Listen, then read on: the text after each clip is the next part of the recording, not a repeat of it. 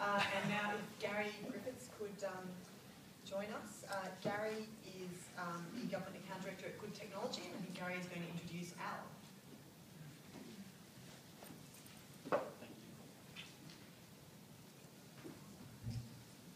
Thank you, everyone. Good Technology, thankful for the opportunity to speak with you today around how you can deliver BYOD securely in your organisations.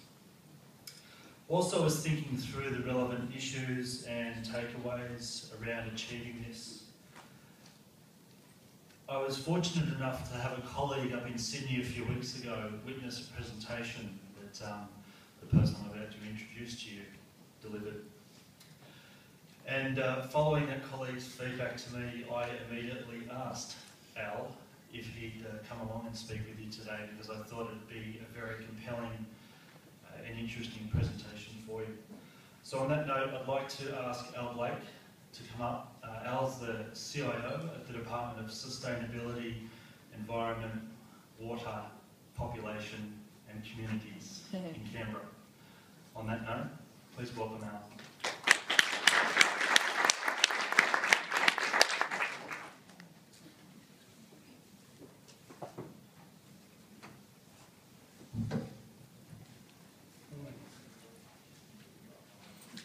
Excuse me while I sort out my props.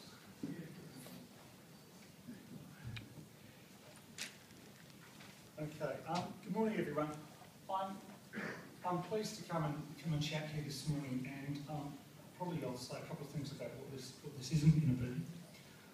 With all due respect to Gary, it's not going to be a sales pitch for his product. I should say up front we do use Good Technologies, but I want to focus on how we got to where we are in the mobile device space, and particularly the problems and challenges that we had to address that really have got very, very little to do with technology. So it's fundamentally going to be about the challenges that popped up in our organisation as we moved through this mobile device space that I know lots and lots of people in government and outside are dealing with from a technology point of view, and how we got to where we are. It's also not going to be very technology focused in terms of what particular security algorithm or XYZ we're using. People who want to know that stuff should probably be downstairs in the other conference that's going on, because all of my security guys are down there talking about that detail. So I will touch on security, but that's certainly not the focus. Just got to get this to work. Okay. Many of you will know the department, but just for those that don't, we have a very, very wide responsibility. Gary did get the name right, which he's obviously been practicing, but you can see, as well as sustainability and environmental things, and I've even noticed a mistake in my own slide there, I've missed that environment. That's another 5 hours, and that'll be in Canberra Times by tomorrow. But we also cover water. We manage the national parks in the Northern Territory and out on the islands, Norfolk and Cocos and Christmas. We've got people down on the ice in Antarctica, a couple of hundred people every year are researchers in the Antarctic division. So whilst we've got nearly 3,000 users, and the vast majority of them are in a big concrete building in Canberra, for those of you who know the John Gordon building, half of it's finance and the other half is us. So numerically, most of them are there. Then there are progressively smaller and smaller groups scattered across Australia and in fact overseas and in some very remote locations as well. In network terminology, we currently have what's now called an unclassified network. Until a couple of months ago, I think it was called an in-confidence network. But essentially our main network is in-confidence unclassified, depending on the current terminology. And we also have a virtual network that is at the protected level. So again, whilst we do manage some protected material, and obviously that's important for our senior executives, the vast majority of material for the vast majority of staff is not at that level. A particular anomaly, which was a challenge with respect to the solution that we're going to talk about, is we had a contractual situation where our executive staff had a provision for home computing. An absolute nightmare for a CIO.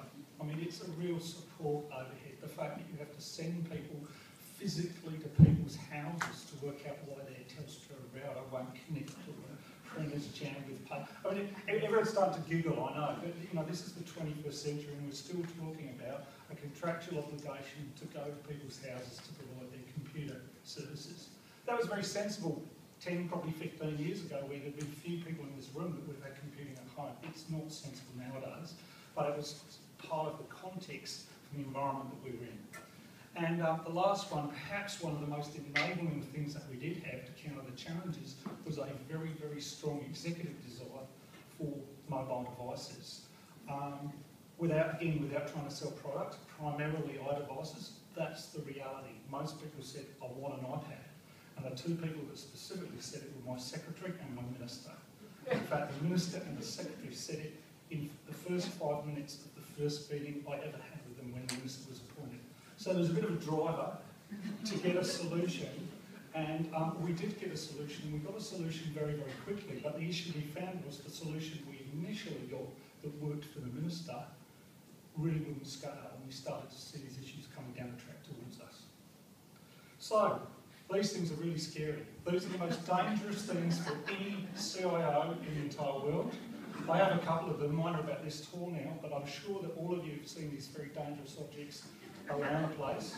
They will absolutely destroy the integrity of any mobile device management strategy that you have. Why will they do that? They will do that because these things are attractive. Okay, that's my phone for anyone who can't see it back. We did have a mobile device strategy that had several hundred, and still does have several hundred Blackberries. Most kids have one look at them and go, nah. Okay, they don't do that with iPhones. They certainly don't do it with iPads. The things play games, they play music, they play movies. Of course, like all good public service organisations, we have all sorts of policies that say you mustn't let your child use the device, or your dog, or your significant other, or anywhere. You know, you're supposed to guard it with your life, never give your credentials away. And we all know that all of our public service follow all those rules all the time, except for when they don't. And particularly when the kids are screaming in the back of the car on a long drive to the coast, the temptation to go, oh, sod it, and put a movie on for them, because the thing can do it, will happen. I guarantee you, if you think that by having a policy that says don't do that, it's not going to happen, then I'll have to say, unfortunately, you're deluding yourself. I deluded myself for a long period of time along that way. These things are very, very creative. We've thought about banning them, but we're not sure we get that past the union.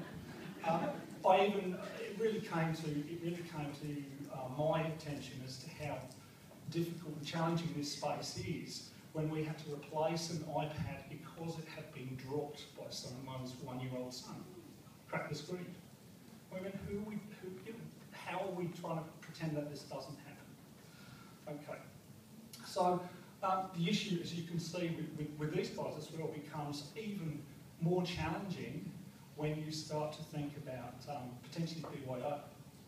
Okay, it's hard enough to maintain control if the organisation owns the device. There's no way you're going to maintain the control. You probably don't even have the right to retain the control if it's not your device in the first place.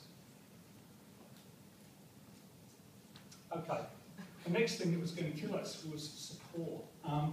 We have had a very traditional support model, and I referred already to both the home computing support model, and we've also had Blackberries. And fundamentally, our model was a fully managed model. You know, we buy the device, we set it up, we configure it, we put the software on it, we bring it to you, we show you how to use it, we give you a help desk to call should you ever wish to use it, should you ever have problems with it. If it goes wrong, we come out to see you and fix it. It's a very, very intensive model. You could conceivably do that for a few devices. We certainly started down that model with our VIPs. The Minister and the Secretary are supported that way, and they will be forever. That model won't change. But that model doesn't scale. That model doesn't scale to hundreds, if not thousands of people with lots of these devices. Okay? It certainly doesn't scale when these devices may or may not have a random selection of software upon them. If you can think of the challenges that we've had to date with trying to manage the support for devices that have a operational life of around about 4 to 5 years, your traditional desktop PC, And then you recognise that, and I was interested to hear John Sheridan's presentation this morning, because as we all know, the iPad 4 is now out. So what I was saying in my previous iteration of this speech was a device with an 18-month shelf life is now a device with a 6-month shelf life. Think about that. You're going to go and buy thousands of them for your organisation and then try and support them in the same way that we've done one-on-one support for computers, printers and all that sort of stuff. It also means that in this whole support consideration, because there's no way that will scale and there's no way that we can do that in the budget and resources that we have available to us, essentially we, as in the IT team with the organisation, we have to pick winners for technology. We can't support all of them, so we have to go an iPad and that's all you get. Buy a huge truckload of them at the Commonwealth's expense and hope to goodness that they're not obsolete before we get some value out of them. And after this morning's announcement, they probably would have been obsolete. Because I guarantee you, if we'd followed that approach and I'd have been sitting in my office, I would have had a whole pile of mysterious iPad 3 failures this morning as they've fallen in the lake, got run over, got dropped. You know, because that's the way it is. Everyone wants the latest and greatest. Okay, now this one gets me really worked up. Okay, and bear with me. Most people in the room, all the people in the public service in the room will believe that this is true. Nobody in the private sector will believe that it's true, but it is true. When we went down the track of looking at iPads and iPhones, we must have spent the best part of 6 months going down endless rabbit holes with procurement. Why were we going down these rabbit holes with procurement? It wasn't the devices. It wasn't the devices. How do you buy the software? If you're going to spend money in a government context, you have to have an appropriation to do that. And you have to have a Reg 9 for it. This has already lost half the people who don't live in Canberra anyway. It's better at a Canberra audience with a Sydney audience because they all go, duh. So you've got to have a Reg 9. Do you have to have a Reg 9 for a $3.99 application? You do. FMA access you do. Okay, I mean, come on. And you will find that procedural people will sit there and argue blue in the face that you have to have that paperwork or some sort of authorisation. Okay, well we all know that the app stores are driven by, or paid for generally, by credit cards. Do we give everyone in the organisation a government credit card so they can download a 99-cent app? If we don't give out 3,000 government credit cards for the 99-cent app, but you use my credit card to download it, well, you've already broken the FMA Act and so have I, because it was only issued to me. Okay, I've got a better idea. I'll go onto your iPad and I'll put my credentials in and I'll download it and I'll give it back to you. Well, one of two things happens. When you go to update any of those applications, it asks for my credentials. You don't have them anymore. So you're on the phone going, Al, can I have your password to the App Store so that I can update the app that you installed a year ago? I either go no, in which case you're very upset. Sorry, I'm picking on you, I should go around and or I go yes, because I'm a very helpful person. At which point, you've now got the credentials to my iStore account, but essentially, you've got access to my credit card, which is a Commonwealth credit card which you don't have the right to use. So you can see how you just get into these semantic arguments that go round and round and round and round. And I used to sit at the table and go, shake my head. How are we in the room spending hour after hour trying to work out how we can legally pay for a 99-cent downloaded application? What it really shows is the disconnect between consumer devices. It's a consumer device. It's designed for one person with their personal credit card, their personal iStore account and so on, and the government and the way government does stuff. Okay. So security, I think this is the one that probably people go over the top on. I mean, obviously there is a concern about security on mobile devices. We could have endless debates about how they're secured, the encryption, the type of algorithm, all those sorts of things. But at the end of the day, we have to understand that we are putting corporate data, government data on a consumer device. The consumer device was never designed at the outset for the level of security that we anticipate or require. And everyone who's got any responsibility for security in the room will go. A large part of the security that we have to implement is essentially outside of our control. It's dictated by people like DST through the ISM. There are rules we have to comply with and so on. And I can guarantee you that the Apple designers that came up with this beautiful piece of technology didn't even know what the ISM was. They certainly weren't consulting it on a daily basis to see whether their device complied with it. So security is an issue. There's an additional issue related to security, which is, remember how I was saying our concerns with support as these devices proliferate, and now we've got an iPad 4, how long does it take us in the old model to look at that device, analyse it, check it, see what it does, it's different to the iPad 3, see if we're going to certify it, see if we're going to let the users have it. We still have a very traditional model that relies on a very, very long and formal process to say, yes, we can use a new version of something. And as we've seen this morning, we're no longer talking about an 18-month time frame, we're talking about a 6-month time frame. So our mechanism for assessing security doesn't scale to the consumer world. The other thing that I'd say about security, and this is really, really pertinent, is if the security is inappropriate, the users will bypass it. And they'll justify that. I'm not talking about criminal acts here. I'm not talking about people deliberately trying to get information out of the organisation.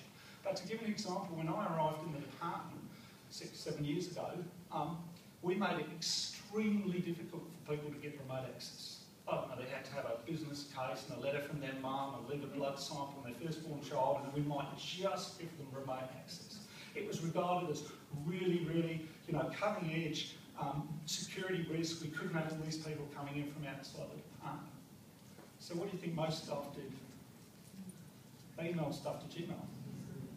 Because they were getting in the ear from their manager on Friday night, that bloody brief has to be done by Monday. And they might know all about the security and all about the no, you're not supposed to take it out and all the rest of it. But they go, the reality is I have to get this done by Monday, whatever the scenario is. They'd email it to themselves by Gmail, they'd finish it, they'd email it back. So by implementing that security policy, we actually, if you like, almost encouraged the bypass. One of the first things that I did was to say anyone who wants remote access gets it. They're all public servants, they're all subject to the same rules. Why on earth are we stopping them having it? Because once we give it to them, then we've got a justification for smacking them around the head if they carry on emailing by Gmail. You've got to give the staff tools to be able to say, if you do the wrong thing, there's going to be consequences for you.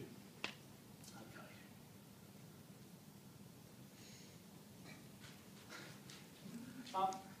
This was another issue that came up for us as we went through this scenario. You start connecting lots and lots of any devices, consumer devices, to your network. My network people came to me really, really scared because they said we've just spent all this time and money improving the performance of our network, and now we're potentially opening this Pandora's box with thousands of devices connected to the network. They're all going to back up, they're all going to use our expensive SAN space, and they're all going to send it back to the data centre. We're just wasting resources, and we're going to slow our network to a crawl because we're plugging in all these devices that we've never seen before to back them up. And finally, bring your own device. You can see the spelling mistakes? Nice, isn't it? I've put it on the internet. I've put the quote at the bottom so I'm not stealing anybody else's work. This is the big elephant in the room, and this was really the driver for us. We realised that with the old approach, we would not be able to do BYO. And BYO for us, I think the vast majority of people are focused on BYO as a cost-saving measure. That may well be true down the track. It's starting to be true for us, but really the attraction for BYO from a government CIO point of view is it takes a whole pile of responsibility and gets rid of it. If those devices are not Commonwealth devices, I'm not responsible for what you do with it. I don't have to monitor your surfing habits.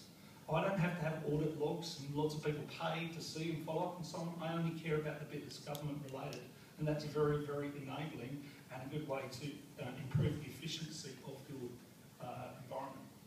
Okay, so a quick summary. All those dangerous non-staff, the kids, we know they shouldn't do what they do.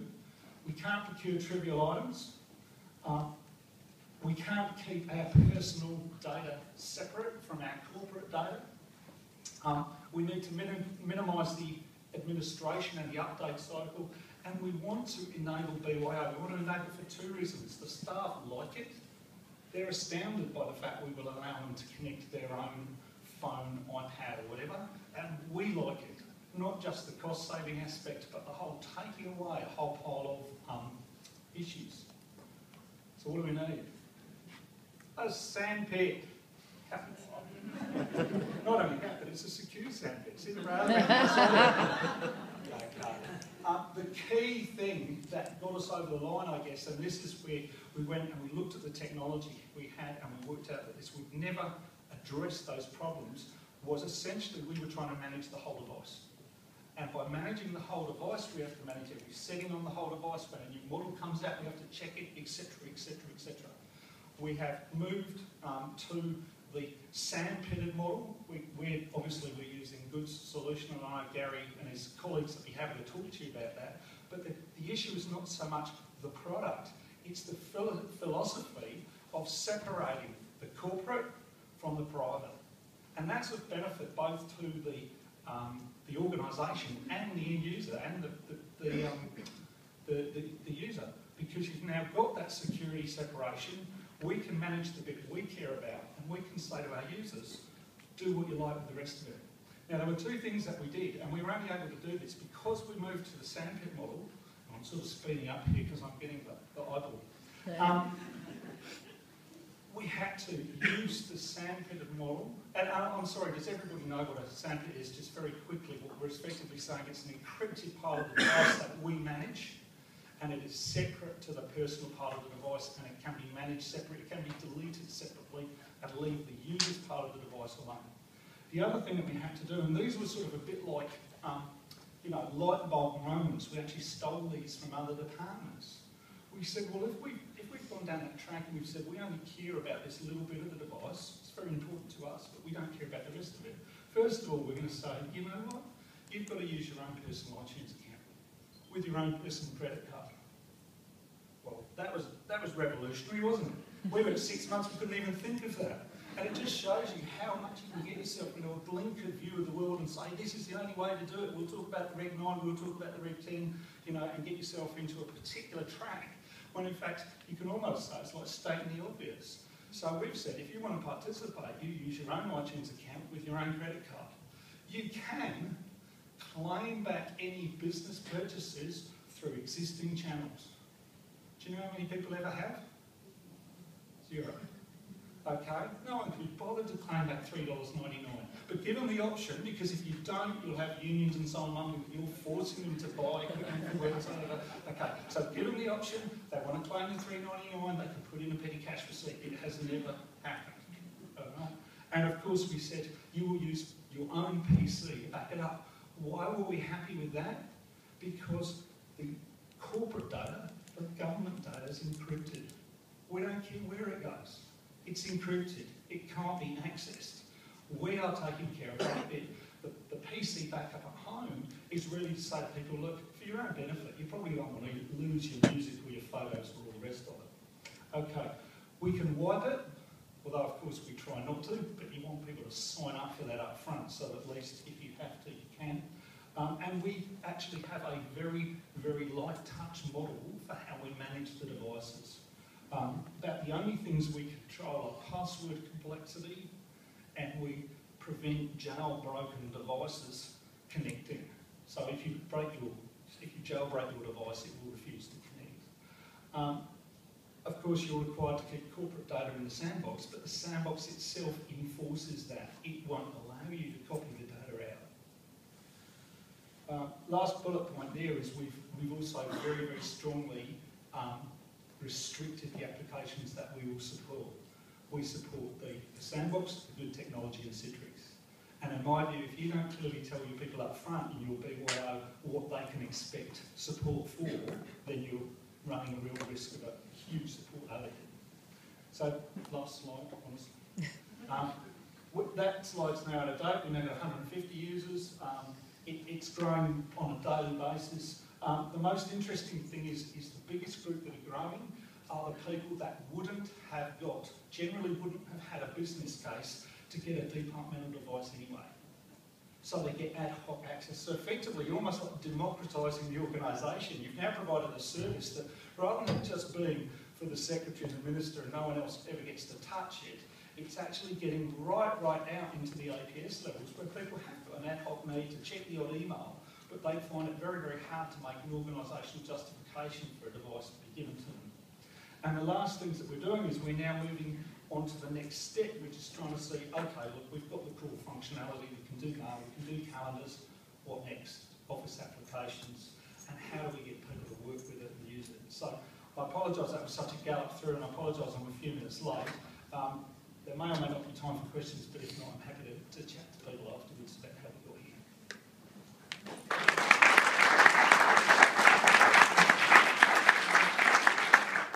Great, thanks very much, Al. Do people have questions? Well, there are more comments, but I hope you're prepared to go wander around all the executives of various partners here. Well, the best advocate is my secretary to talk to your secretary. That's usually what happens. So. Just a quick question. You mentioned the gap or disconnect between design consumer technology and sort of governance administration or the application. I'm just wondering whether you're currently doing or have done any investigations around other operating systems like Windows 8, where they're essentially trying to bridge the gap between enterprise application and consumer technology and actual design from the outset, operating systems and devices which have built-in ability to actually have that multi-use. Yep. So build additional sort of systems. A few points on that. We haven't looked at Windows 8 yet. We're certainly keeping an eye on it through the various reports and Microsoft Centre stuff and so on, but we haven't formally looked at it. One of the issues is timing. I mean, essentially this had to be in place a year and a half ago, and for a large part of the people in the organisation, the horse has bolted. Windows 8 may come into play in a year's time, it may not. But I think the other aspect of the question is by adopting a technology that's essentially we say we don't care what the device is. So this is a whole part of our virtualisation and device abstraction strategy. We've already done desktop virtualisation, which is a whole other presentation. But essentially by saying we care about the data, we care about the sandbox, call it what you will, we're really saying we don't care what the device is. So it may be that we, down the track, we push the sandbox out to a Windows 8 device. But essentially we're going, we don't care, and it takes us out of that space. Do you permit departmental electronic diaries to be synced with personal electronic diaries? Yes. We do that, yes. Because we were told that there was a problem with transport signals on synchronising those two things. Yeah, well, it depends what you mean by synchronise. Certainly you can access the major components that we've got available for essentially an end user now within the sandbox is the mail, the calendar, the contacts, and an intranet browser.